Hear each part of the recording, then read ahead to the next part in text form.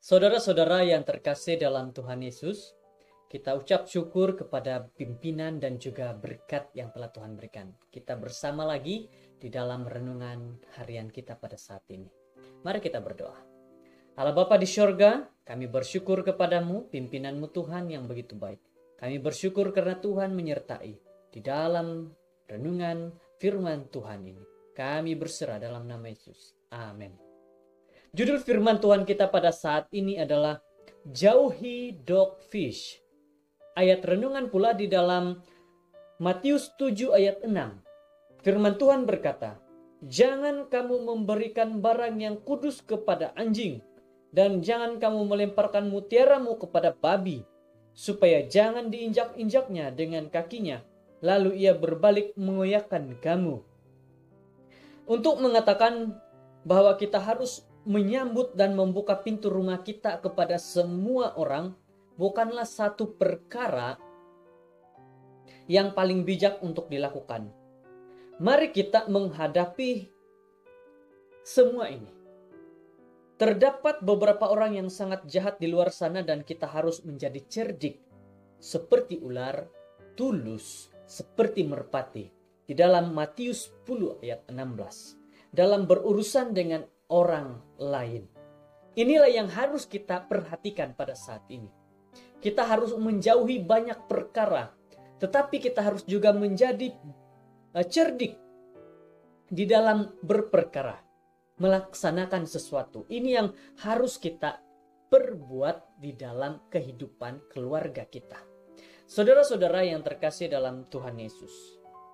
Yesus sendiri berkata dalam khotbah di atas bukit, "Jangan kamu memberikan barang yang kudus kepada anjing, dan jangan kamu melemparkan mutiaramu kepada babi, supaya jangan diinjak-injaknya dengan kakinya, lalu ia berbalik mengoyak kamu."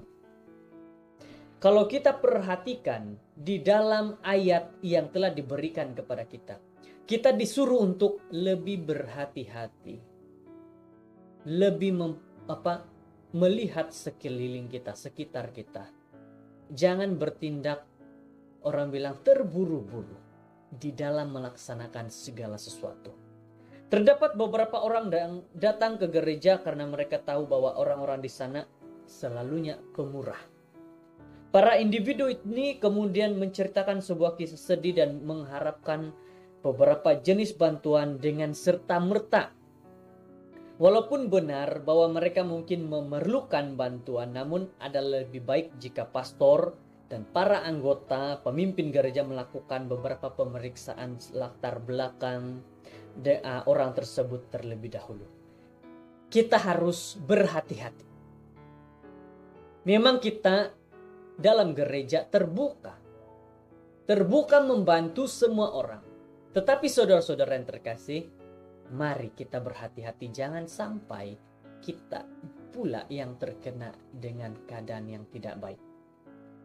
Suatu ketika, seorang telah menghubungi saya dan mengatakan bahwa mereka merupakan anggota gereja Masih Advent hari ke-7 dan memerlukan pertolongan. Lalu saya bertanya kepada mereka satu soalan yang mudah. Apa yang terjadi apabila orang mati? Apabila orang itu memberitahu saya bahwa orang mati itu pergi ke surga, saya berkata kepada mereka, "Saya akan membantu kamu, tidak kira apa agama kamu. Tapi sekarang oleh sebab kamu berbohong kepada saya, maka saya tidak dapat membantu kamu." Seperti kata-kata di dalam Matius 10 ayat 16.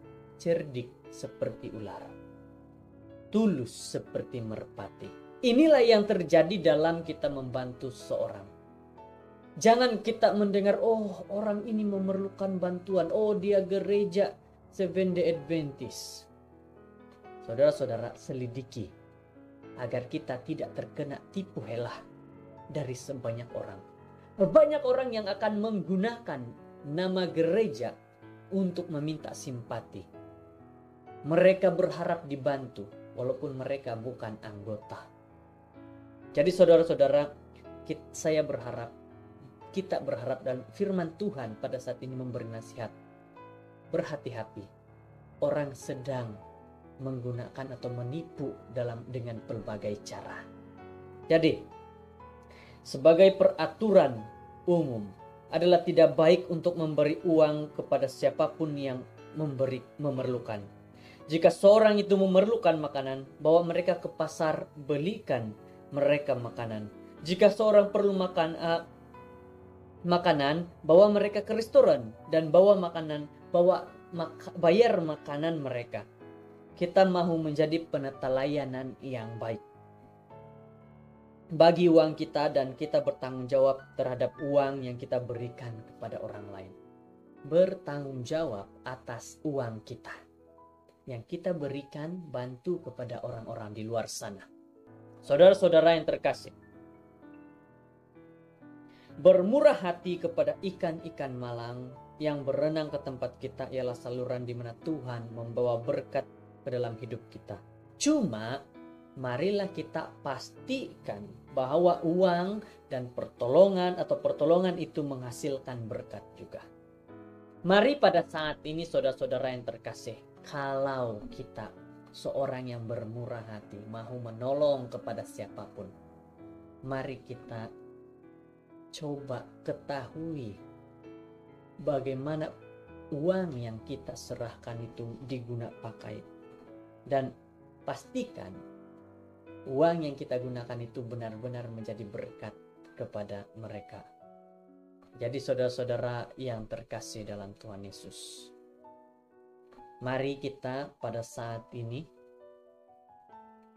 kita benar-benar perhatikan dalam memberi bantuan. Semoga firman Tuhan menjadi satu berkat bagi kita pada saat ini. Mari berdoa. Bapa di surga, terpujilah Engkau Tuhan, Allah yang terkasih dan termulia. Terima kasih Tuhan karena pimpinan-Mu. Terima kasih Tuhan atas segala berkat-Mu. Terima kasih karena Engkau memimpin kami dalam mendengar firman-Mu ini. Begitu baik memberi nasihat agar kami menjadi cerdik, menjadi tulus, dan berhati-hati dalam memberikan bantuan. Jangan terburu-buru. Terima kasih nasihat-Mu ini Tuhan. Terima kasih atas firman-Mu ini. Dalam nama Yesus kami sudah berdoa dan berserah. Amin.